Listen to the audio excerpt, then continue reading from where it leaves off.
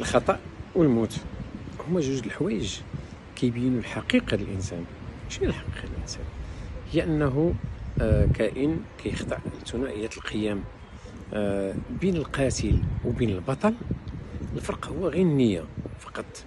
وطبعا كل ما هو نسبي هو خاضع دائما لثنائية الحسن، الجمال والقبح، الخير والشر، البيض والكحل، الليل والنهار، الضعف والقوة، الطول والقصر، الغنى والفقر. إلا دخلتي هادشي لدماغك غادي تهنى. الخطر ديال أنك توقع في الحيرة،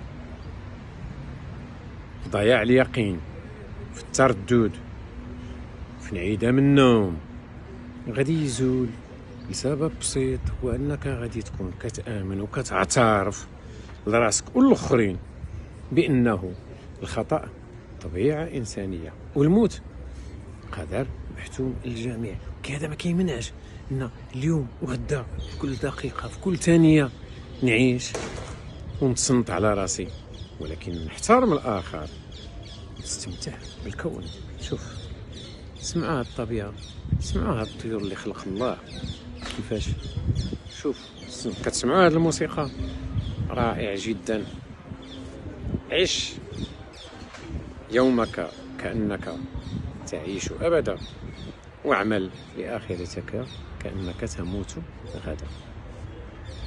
تهلاو في راسكم بزاف.